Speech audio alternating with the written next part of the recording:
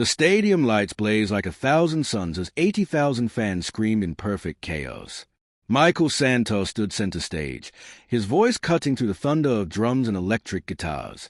Sweat poured down his face as he delivered the final chorus of his biggest hit. The crowd moved like a living ocean, hands raised toward the sky, phones glowing like stars in the darkness.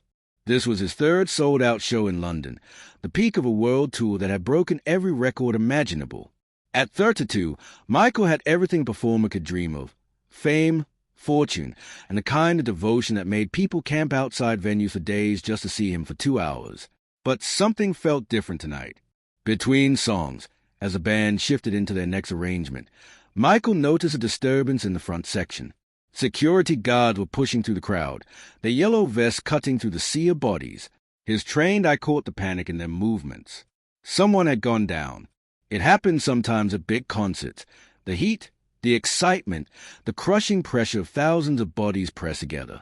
Usually, medical teams handled it quietly while the show continued. That was a professional thing to do. Keep the energy going. Don't let 80,000 people lose their momentum because of one incident. His manager had drilled that into him years ago.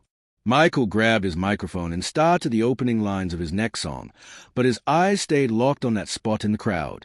The guards weren't moving anymore. They had formed a tight circle, and through the gaps between their shoulders, he could see someone lying motionless on the concrete floor. The band played on, waiting for his cue to explode into the chorus, but Michael's voice had died in his throat. The music began to fade as the band realized the lead singer had stopped performing. 80,000 people fell into confused silence, the kind of quiet that feels deafening after such noise. Michael stood frozen at the edge of the stage, staring down at the commotion below.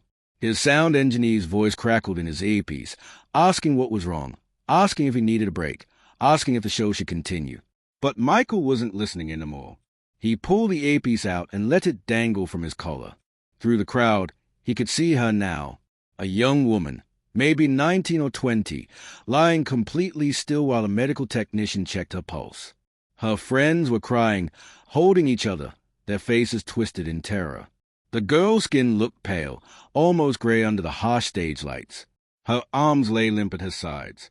Something deep in Michael's chest twisted painfully.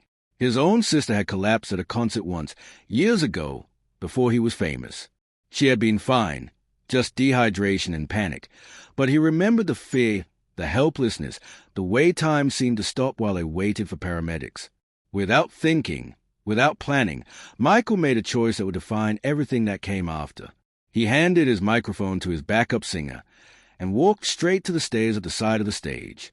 His manager appeared out of nowhere, grabbing his arm, telling him they had professionals handling it, that he needed to get back on stage, that they had a show to finish and contracts to honor. Michael pulled his arm free without a word. His bodyguard scrambled to follow him as he descended into the crowd. The sea of fans parted instinctively, creating a path. People reached out to touch him as he passed, but he moved with single-minded focus toward that circle of yellow vests. When he reached the girl, the paramedic looked up in shock. Michael Santos, the biggest pop star in the world, was kneeling beside them on the dirty concrete floor of a stadium. Michael dropped to his knees beside the unconscious girl, ignoring the grime on his designer pants and the chaos erupting around him. The paramedic, a middle-aged woman with kind eyes, was checking the girl's vital signs with practiced efficiency. Her pulse was weak, her breathing shallow. The woman, her name tag read Sarah, looked at Michael with a mixture of surprise and respect. She didn't ask him to leave. Instead, she simply continued her work while explaining what was happening. Heat exhaustion combined with low blood sugar and the crushing pressure of the crowd had caused the girl to lose consciousness. She needed immediate medical attention, but the ambulance was stuck in traffic outside the venue, blocked by the thousands of cars that had brought fans to the concert. Michael looked around at the faces staring down at them. The girl's friends were sobbing uncontrollably. One of them, a young man with tears streaming down his face, said her name was Emma. She had saved money for 8 months to buy tickets to this show. She had traveled 6 hours from a small town in Scotland. This was supposed to be the best night of her life, and now she was lying unconscious on the ground while her idol knelt beside her. The tragedy of it hit Michael like a physical blow. These people didn't see him as a person. They saw him as a symbol, a dream, something larger than life. But Emma wasn't dreaming anymore. She was fighting for consciousness, her body shutting down while thousands watched. Michael made another decision in that moment. He pulled out his phone and called his personal physician, Dr. Raymond Chen, who traveled with a tour specifically to handle Michael's health needs. The doctor answered immediately, and Michael described the situation in quick, urgent sentences. Dr. Chen said he was in the VIP section and would be there in minutes, but he needed space to work in proper light. Without hesitation, Michael turned to his head of security and gave an order that would shock everyone present. He told them to clear the entire front section of the stadium. Move 3,000 people back. Create space. Bring portable lights from backstage. Turn this chaos into a place where Emma could receive proper care. Within minutes, a transformation occurred that defied all concert protocol and safety regulations. Security teams, responding to Michael's direct orders, began evacuating the entire front section with surprising efficiency. Fans moved willingly, many of them crying, others filming everything on their phones. The footage would later go viral. Michael Santos on his knees beside a collapsed fan, his expensive stage outfit covered in date, his carefully styled hair falling into his eyes, completely unaware that he was being recorded by hundreds of cameras. Dr. Chen arrived with his medical bag and immediately began working alongside the stadium's paramedic.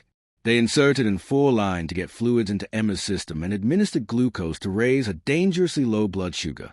Michael stayed right there the entire time, holding Emma's hand and talking to her even though she couldn't respond. He told her about his sister, about the time she collapsed at a concert, about how scared he had been. He told her that she was going to be okay, that help was here, that she wasn't alone. His voice, the same voice that filled stadiums and topped charts around the world, was soft now, gentle, meant only for one person. Emma's friends watched in stunned silence, unable to believe that their unconscious friend was having this intimate moment with a person she had idolized for years. Around them, 80,000 people waited in absolute silence. The massive screens that usually displayed Michael's performance now showed what was happening on the stadium floor. The camera operators, unsure of what protocol to follow, had kept their cameras running. The entire audience could see their superstar refusing to continue his show until he knew this young woman was safe. Social media exploded as people in the stadium began posting about what was happening. Within minutes, the story was trending worldwide. News outlets picked it up. Other celebrities began commenting. But Michael was oblivious to all of it. His entire focus was on Emma's pale face and the steady beep of the medical equipment now surrounding her. After 15 agonizing minutes, Emma's eyes flickered open. She looked confused, disoriented, unable to process where she was or what had happened. Then her gaze focused on the face hovering above Hayes, and her eyes widened in shock that Emma's first words were barely a whisper. "Michael, am I dead?" The question was so genuine, so filled with confusion, that Michael couldn't help but laugh through the tears he didn't realize were streaming down his face. He squeezed her hand gently and shook his head. "You're very much alive, Emma. You gave us all quite a scare, but you're going to be fine." Dr. Chen confirmed that her vital signs were stabilizing, though she needed to go to the hospital for observation. Emma tried to sit up, panic flooding her features as she remembered where she was. She had missed a concert. Her dream night had turned into a nightmare, and worst of all, she had ruined the show for everyone else. Michael helped her lie back down, his voice firm but kind. "The only thing that matters right now is that you're okay. Everything else can wait."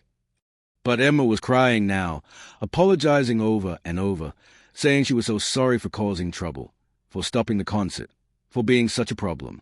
Her friends tried to comfort her while the paramedics prepared to transport her to the hospital. Michael looked at this young woman who had spent 8 months saving money just to see him perform, who had traveled 6 hours for this one night, and made one final decision that would cement this moment in music history forever. He stood up, took his microphone from his backup singer who had been holding it this entire time, and addressed the crowd. His voice echoed through the massive stadium, reaching every corner, every seat, every person who had witnessed what just happened. He thanked them for their patience and understanding. He told them that Emma was going to be okay, and the crowd erupted in applause and cheers that shook the building's foundations. Then he did something unprecedented. He announced that the concert would continue, but with a change. Every ticket holder would receive a full refund, and he would personally cover the cost, over $12 million. This show would be free, A gift, because tonight had reminded him why he did this in the first place. Michael performed for another 2 hours, giving everything he had. But the show was different now. It was raw, emotional, real in a way that polished perfection could never match.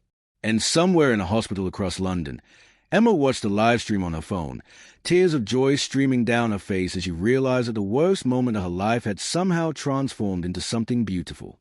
The video of Michael kneeling beside her would be viewed over 500 million times. But for Michael, the numbers didn't matter anymore. He had remembered something crucial that night. Beneath the fame and fortune and screaming crowds, music was always supposed to be about human connection. And sometimes, the most powerful performance wasn't the one on stage, but the one that happened when the music stopped and compassion took over.